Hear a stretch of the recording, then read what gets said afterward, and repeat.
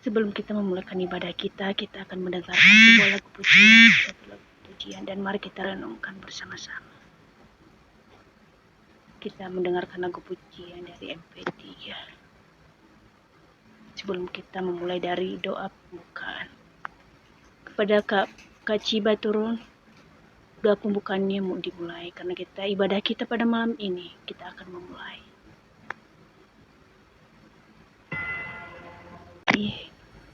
Mari kita akan kembali kepada doa pembukaan yang dibawakan oleh Kakak Ciba.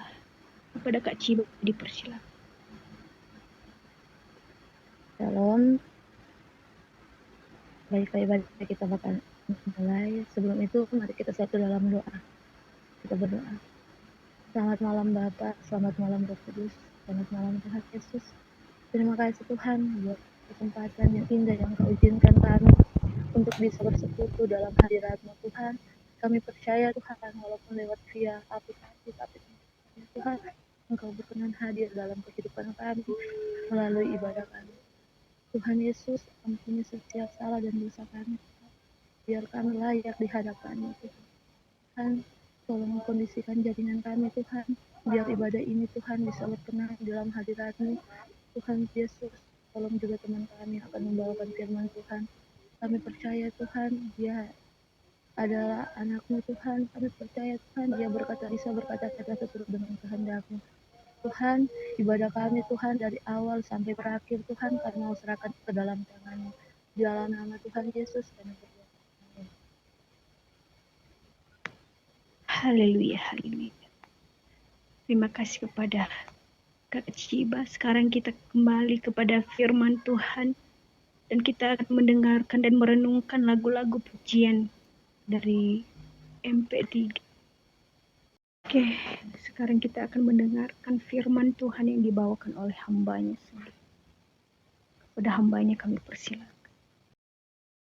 Sebelumnya saya mau memperkenalkan dulu sedikit saya punya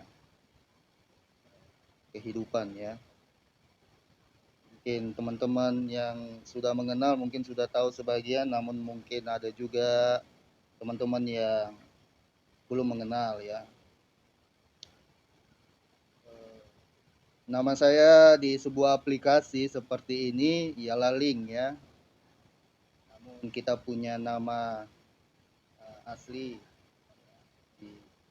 kita punya pekerjaan juga, kita punya pendidikan juga. Aplikasi ini hanya untuk sebatas kita mengenal sesama kita ya. Mungkin juga ada dari teman-teman yang menggunakan ini aplikasi sebagai cari teman atau lebih daripada itu ya mencari jodoh ya. Tak tahu dapatkan begitu. Ya, perkenalkan nama saya Chandra ya, Chandra Saputra. Itu nama asli saya ya. Saya bertempat tinggal di Medan, Sumatera Utara. Status sudah berkeluarga dan pendidikan terakhir ialah sarjana filsafat. Dan gereja yang saya percayai ialah gereja Advent, gereja yang beribadah pada hari Sabtu. Dan terakhir, saya adalah seorang pendeta. Sampai saat ini juga pekerjaan ialah seorang pendeta di gereja Advent. Kalau saudara tahu, kita punya kampus di Bandung ya, yang namanya Universitas Advent Indonesia. Dari situlah saya diluluskan, diwisudahkan ya, tahun 2018 ya, dengan mengambil gelar sarjana filsafat.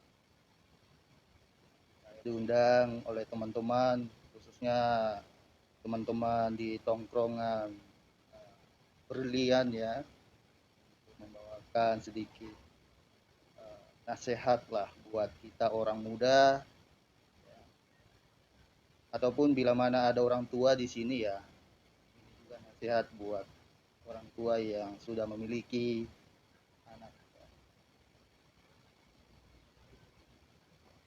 Sebelumnya saya mau bertanya dulu untuk teman-teman yang ada di sini yang beragama Kristen, ya. Boleh tunjuk tangan yang beragama Kristen, boleh pakai emot itu, emot tangan ya. Yang beragama Kristen, saya pengen tahu biar saya kenal dulu teman-teman ini. Halo, teman-teman. Halo. Oke, 2 orang ya kita yang beragama Kristen. Baik. Mungkin yang lain ada yang saudara-saudara kita yang Muslim atau yang ya ya yang beragama lain ya. Juga yang Katolik. Mungkin ada juga yang beragama Buddha atau Hindu. Kita ini satu saudara, satu ciptaan dari Tuhan ya. Dan kita saling mengasihi di dalam kita punya kehidupan. Teman-teman yang dikasih Tuhan, ya Bang ya. Teman-teman yang dikasih Tuhan, bila mana saudara teman-teman lagi di rumah, ya, boleh ambil Alkitabnya, boleh pegang Alkitabnya, dan buka Alkitabnya dalam Yakobus pasal 3 ayat 1 sampai 12. Untuk teman-teman kita yang Muslim, terima kasih sudah hadir dan menghargai ibadah yang telah dibuat oleh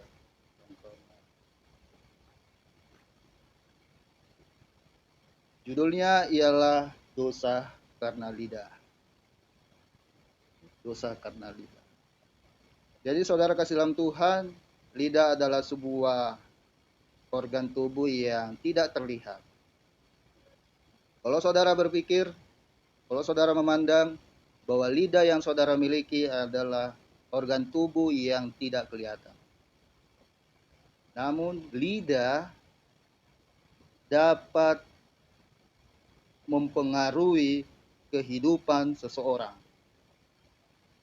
Dan lidah memiliki pengaruh yang besar. Tergantung lidah ini dipakai buat hal-hal seperti apa. Sebagian orang berpikir bahwa orang yang dipenuhi oleh Roh Kudus ialah, mungkin kita berpikir dia yang rajin ibadah, dia yang rajin berdoa, dan mungkin dia yang rajin bergereja. Tapi dalam kitab Yakobus ya, dalam kitab suci menyebutkan bahwa salah satu tanda yang dipenuhi Roh Kudus ialah berhikmat dalam menjaga lidahnya. Berhikmat dalam menjaga perkataannya. Seperti yang dikatakan dalam Yakobus 1 pasal 26, firman Tuhan berkata demikian, jikalau ada seseorang menganggap dirinya beribadah, tetapi tidak mengekang lidahnya, dia menipu dirinya sendiri, maka sia-sialah ibadahnya. Firman Tuhan berkata bahwa serajin-rajinnya orang beribadah, tapi bila mana tidak mengekang, artinya bila mana tidak mengendalikan perkataan, sering menyakiti seseorang, maka ibadahnya pun menjadi sia-sia. Pertanyaannya teman-teman ya, bagaimana cara kita supaya kita dapat mengendalikan atau menjaga lidah kita dengan baik, atau menjaga perkataan kita lebih baik? Yang pertama ialah, sadarilah bahwa lidah memiliki kekuatan yang besar.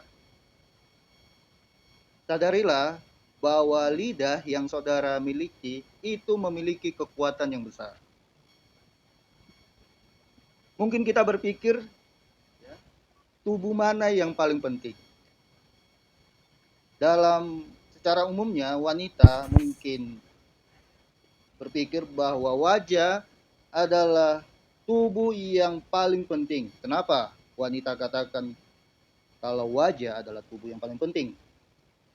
Secara umumnya kita lihat wanita pasti akan merawat wajahnya dengan obat-obatan yang mereka ketahui, yaitu mungkin skincare ya, supaya terlihat lebih cantik, supaya terlihat lebih glowing, dan orang pun memandang supaya lebih menarik, kan seperti itu.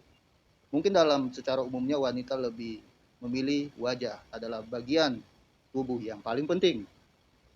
Atau pria, secara umumnya pria memilih organ tubuh yang paling penting ialah otot ya, atau postur tubuh ya. Secara umum pria ingin tubuhnya lebih berisi, lebih berotot supaya lebih keren dilihat banyak orang ya. Itu sebabnya banyak pria untuk pergi ke sebuah fitness ya, untuk membentuk sebuah otot-otot sehingga tubuhnya terlihat lebih apa? Lebih tegap, lebih berwibawa, lebih macho ya. Bagian pria berpikir seperti itu ya. Utamakan postur tubuh, milih postur tubuh lebih penting daripada yang lain. Tapi Yakobus berkata di sini ialah lidah adalah bagian tubuh yang paling penting. Karena apa? Karena kekuatannya sangatlah besar, pengaruhnya besar. Dalam Yakobus pasal 3 ayat 2 dikatakan, orang yang dapat menjinakkan lidahnya atau perkataannya adalah orang yang sempurna. Adalah orang yang sangat hebat dan luar biasa. Orang yang dapat mengendalikan lidahnya, pasti dia dapat mengendalikan tubuhnya yang lain. Yakobus 3 ayat 2 dikatakan, tubuh ini menggambarkan aspek kehidupan seseorang. Baik di dalam keluarga, baik di dalam pekerjaan. Saya beri contoh, bagi yang sudah berkeluarga.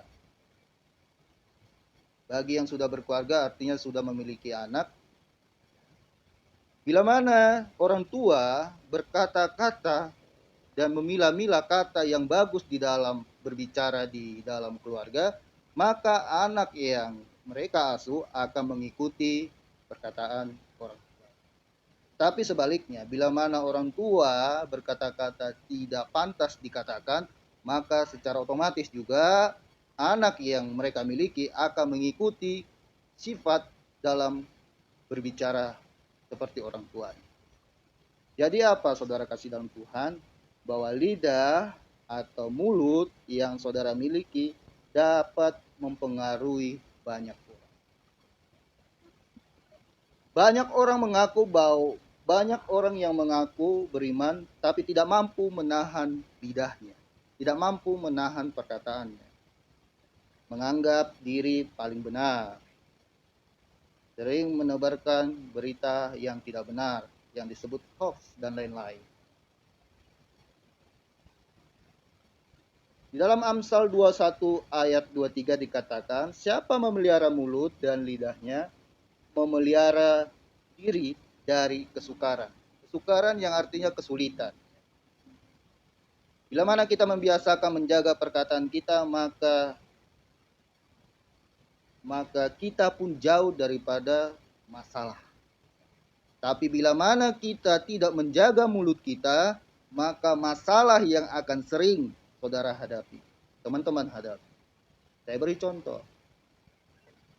Kalau saudara, teman-teman menggunakan mulut hanya untuk menyakiti seseorang, hanya untuk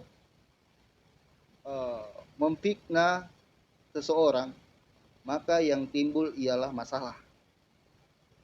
Kita bicarakan yang tidak benar kepada orang tentang orang lain, maka yang timbul ialah masalah. Banyak orang yang akan membenci teman-teman. Bila mana saudara, teman-teman berbicara yang tidak benar. Artinya ialah, bila kita tidak menggunakan lidah kita atau perkataan kita, maka akan seringlah timbul masalah di dalam kehidupan saudara. Bukan hanya di dalam saudara berbicara kepada keluarga, orang tua, saudara, abang, kakak, adik. Tapi di dalam saudara bekerja juga, mulut atau lidah yang saudara miliki harus dijaga. Kenapa? Bisa saja perkataan yang saudara pakai di saat saudara bekerja itu dapat mempengaruhi pekerjaan saudara. Teman-teman, ya. Jadi ingat, lidah ini berpengaruh besar di bagian apapun itu. Baik saudara di dalam keluarga, dalam pekerjaan, atau di dalam bersekolah, menempuh pendidikan, perkataan haruslah.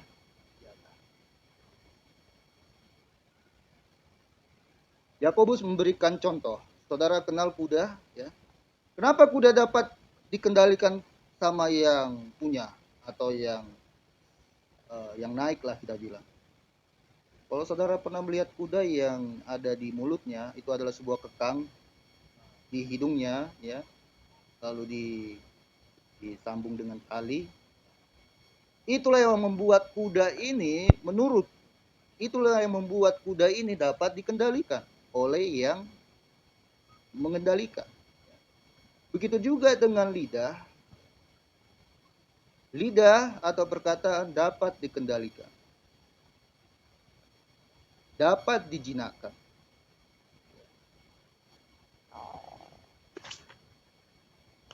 Oleh yang pemiliknya. Jadi ini sangat luar biasa untuk kita dapat mengendalikan lidah kita. Dan mengendalikan lidah itu dibutuhkan hikmah. Menjadi orang yang membawa pengaruh baik di lingkungan, di gereja, dan di pekerjaan itu membutuhkan hikmah dalam berkata. Saudara juga kalau punya teman, ya, teman dekat, kalau saudara sering maki, sering jelekkan, bahkan lebih parahnya sering jatuhkan atau fitnah, maka teman-teman saudara pun akan menjauh. Karena memang secara umumnya orang-orang tidak akan mau berteman sama orang yang sering berkata apa? Sering menjatuhkan. Saudara pasti akan mengalami hal seperti itu. Dan boleh dipraktekkan saja terhadap teman-teman saudara di dunia nyata. Kalau saudara tidak bisa dapat menjaga lidah saudara, bisa jadi saudara akan berkelahi dengan teman saudara. Bisa saja saudara akan pukul-pukulan. Kalau saudara pakai lidah saudara, perkataan saudara kepada teman saudara tidak baik. Jadi artinya bahwa lidah adalah suatu pengaruh yang besar di dalam kehidupan kita. Lalu yang kedua, bagaimana cara kita untuk mengendalikan lidah? Tadi yang pertama ialah sadarilah lidah memiliki kekuatan yang besar. Lalu yang kedua, sadarilah lidah memiliki bahaya yang besar. Di sini Yakobus mengibaratkan lidah sebagai api. Lidah diibaratkan sebagai api. Kalau api kita ketahui bahwa api adalah panas yang dapat menghancurkan. Seperti api kecil yang dapat menyebar luas untuk bahkan bisa sampai membakar hutan. Itulah sakingnya bahayanya itu api. Di sini lidah diibaratkan sebagai api. Bila mana teman-teman sering menyebar hoax, fitnah, itu dapat menghancurkan keluarga, menghancurkan pertemanan, menghancurkan persahabatan, dan lain-lain dalam sekejap. Lalu selain api, diibaratkan juga seperti dunia kejahatan. Dimulai dari lidah dapat menyebabkan banyak kejahatan. Seperti perampokan, pembunuhan, pencurian. Bisa juga disebabkan oleh karena lidah. Jadi, pahamilah bahwa lidah memiliki bahaya yang besar.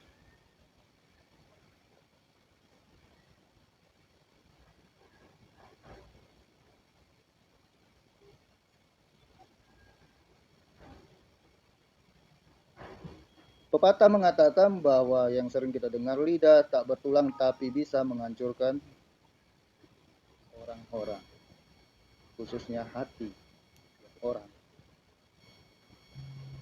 Contoh ya, bila mana kita punya anak, saya kasih contoh, bila mana kita punya anak yang sudah berkeluarga, bila mana kita sering berkata-kata kasar kepada anak kita, maka itu dapat mental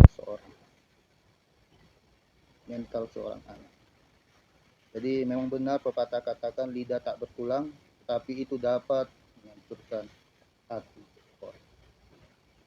Dalam Amsal 15 ayat 1 dikatakan, jawaban yang lemah lembut meredahkan kegeraman, tetapi perkataan yang pedas membangkitkan amarah. Bila mana saudara dimaki atau mendapat suatu perkataan yang kurang baik, maka balaslah dengan perkataan lembut. Perkataan lembut, itu kata Amsal. Karena jawaban yang lemah lembut dapat apa? Meredahkan emosi. Tetapi bila mana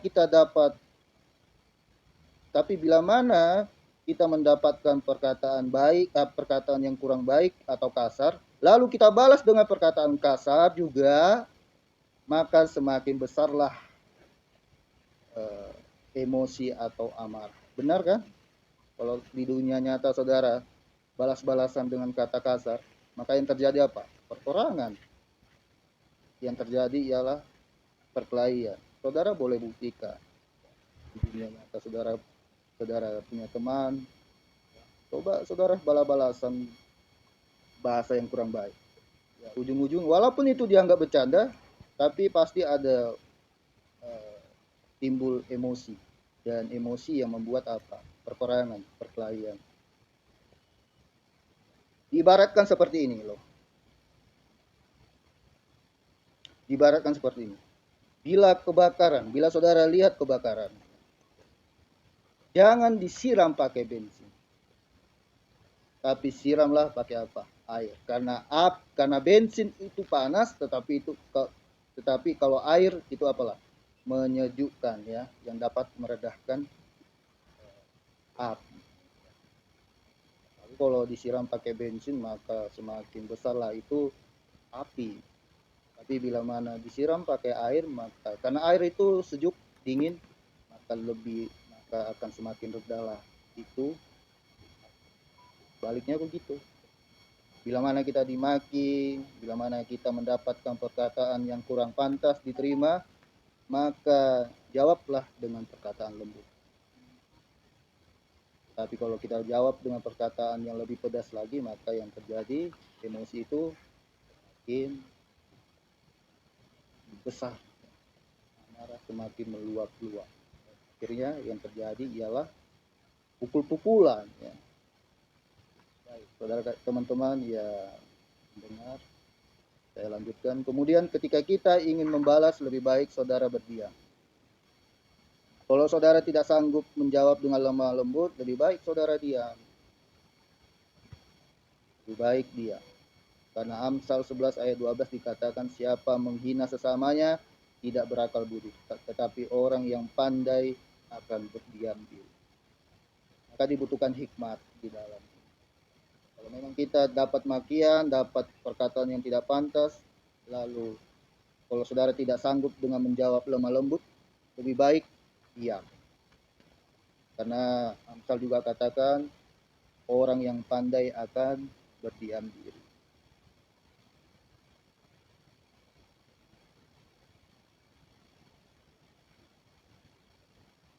Lalu yang ketiga, tadi yang pertama apa? Bagaimana cara kita mengendalikan lidah? Yang pertama tadi, sadarilah lidah memiliki kekuatan yang besar. Yang kedua, sadarilah lidah memiliki bahaya yang besar. Lalu yang terakhir ini, bagaimana cara kita mengendalikan lidah?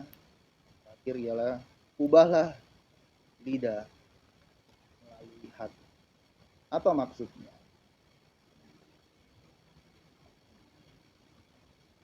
Dalam Lukas 6 ayat 45, dalam Lukas 6 ayat 45 dikatakan, orang yang baik mengeluarkan barang yang baik dari pembendaharaan, hatinya yang baik, dan orang yang jahat mengeluarkan barang yang jahat. Kalau saudara pahami, kalau saudara berkata, itu munculnya terlebih dahulu dari hati atau pikiran. Benar? Bila mana kita mau mengeluarkan kata-kata, itu munculnya dari hati dan pikiran. Bila mana hati kita sedang tidak baik, secara otomatis perkataan pun tidak akan baik yang dikeluarkan. Bila mana pikiran kita lagi kurang baik, stres, atau hati kita lagi tersakiti, maka yang keluar pun dari mulut ialah hal yang sama. Ada sebuah buku, judul bukunya Perang Kata-Kata ya. Ada pernah saya baca satu kalimat yang sangat menyita perhatian saya juga ya. Buku ini saya kutip, saya ambil dengan kata-kata demikian. Sebenarnya masalah ketika kita berkata-kata atau problem utamanya adalah di hati. Di hati seseorang muncul dalam sebuah kata-kata. Artinya bahwa seperti logam, saudara, kita buatlah logam sebuah logam mata uang ya, 500 perak lah ya. Itu kita anggap bahwa di depannya itu adalah lidah atau perkataan, di belakangnya adalah hati. Jadi seperti logam yang artinya bahwa lidah dan hati itu saling berkaitan. Ini saudara harus pahami bahwa saudara punya lidah sama hati itu berkaitan. Ya, itu sebabnya kata buku tadi yang judulnya Perang Berkata-Kata, bahwa hati dan lidah itu berhubungan erat. Itu sebabnya saya katakan bahwa bila mana hati kita kurang tidak nyaman, maka yang keluar dari mulut kita pun hal yang sama. Jadi untuk supaya kata-kata kita bagus, ialah bersihkan dulu saudara punya hati. Bersihkan dulu teman-teman punya hati. Kalau hati sudah bersih, maka perkataan yang keluar pun akan yang benar, yang pantas juga. Jadi inilah 3 tips yang saya sampaikan kepada teman-teman supaya kita punya perkataan boleh dijaga. Saya ingatkan sekali lagi, cara untuk mengendalikan lidah ialah sadarilah lidah memiliki kekuatan yang besar. Sadarilah bahwa kita punya lidah memiliki bahaya yang besar. Dan ketiga, cara mengubahnya ialah melalui hati. Jadi ini 3 tips yang boleh saya sampaikan kepada teman-teman, supaya teman-teman memahami bahwa lidah dapat mempengaruhi kehidupan saudara.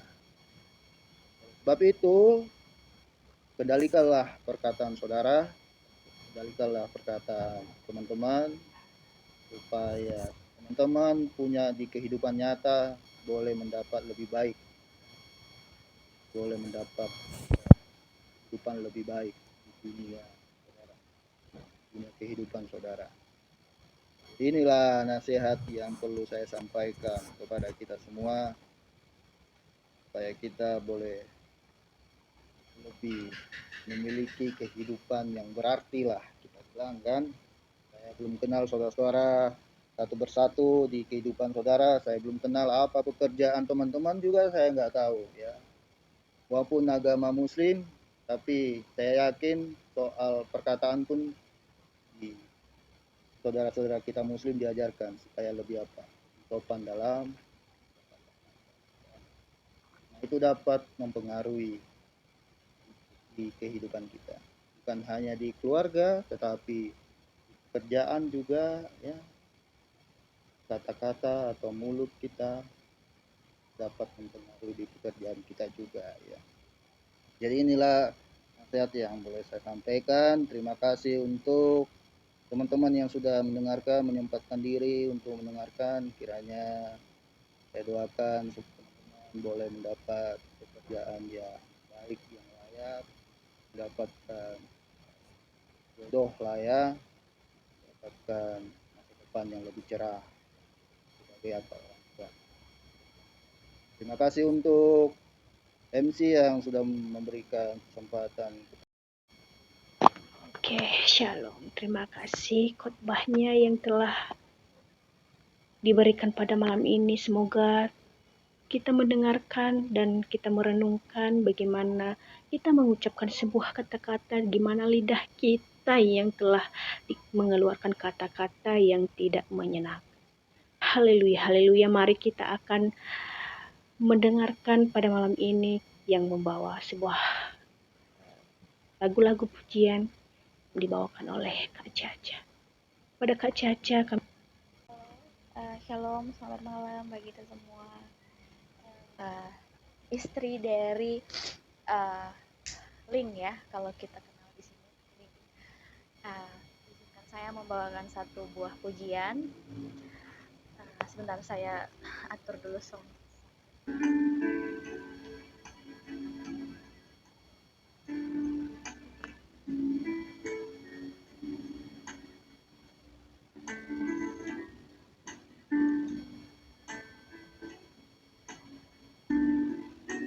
Oke, terima kasih kepada Kak Caca. Dan yang lagu yang kakak persembahkan pada malam hari ini sangat menyenangkan. Dan tiba kita di dalam doa syafaat sebelum kita tiba dalam doa syafaat, mari kita mendengarkan sebuah lagu pujian dari MP3. Oke, terima kasih. Dan kepada Kak Fiona, kami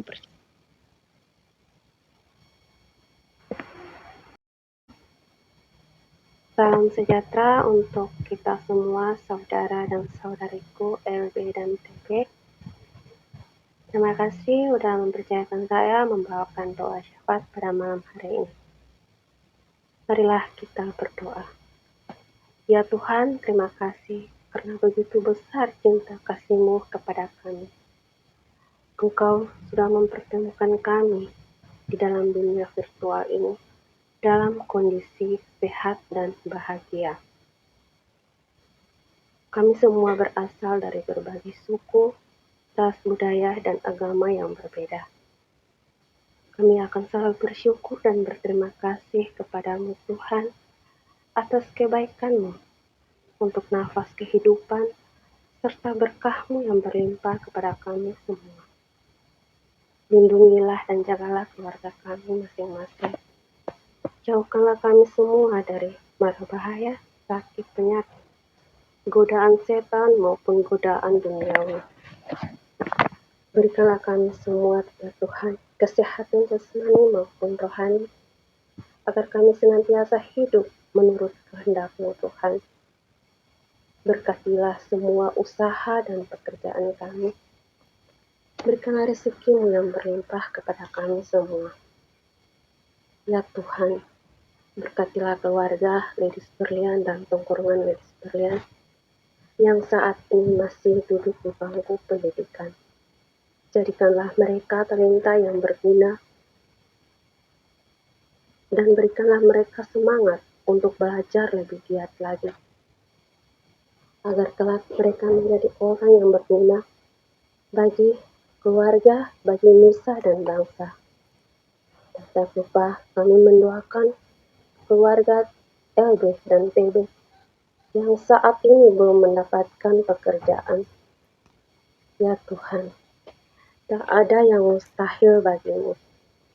Karena Engkau berfirman, ketuklah maka pintu akan dibuka bagimu.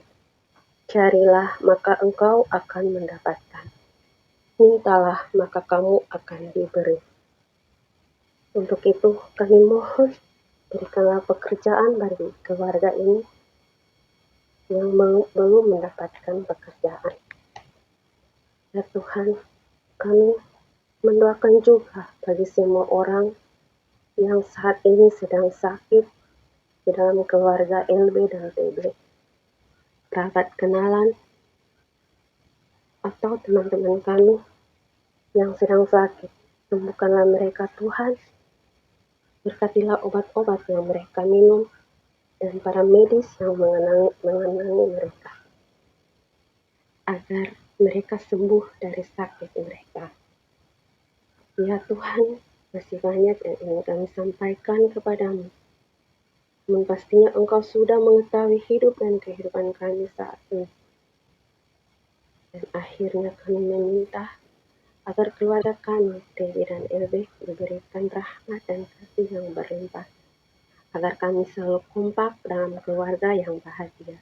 Di dalam nama Tuhan Yesus kami berdoa. Amin. Haleluya, haleluya. Terima kasih kepada Kak Fiona yang telah memberikan doa syafaat. Semoga Tuhan telah melimpah berkah dan berkatnya kepada Kak Fiona. Dan kembali kita pada malam ini, doa pemberkatan, doa penutup. Mari kita dengarkan dulu mari kita dengarkan lagu pujian dan kita akan mendengarkan dan merenungkannya.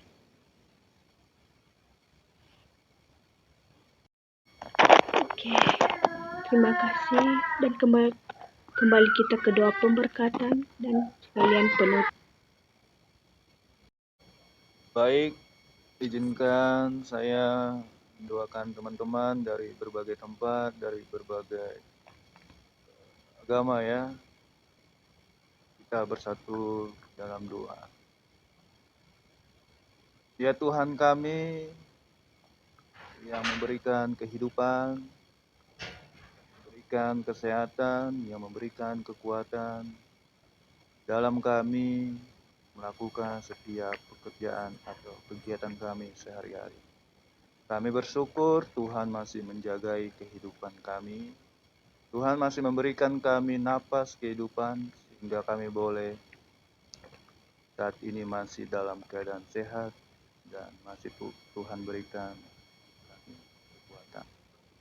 Bagaimana nasihat yang telah kami dengar mengenai lidah adalah sebagian organ yang terkecil namun memiliki pengaruh yang besar dalam kehidupan kami.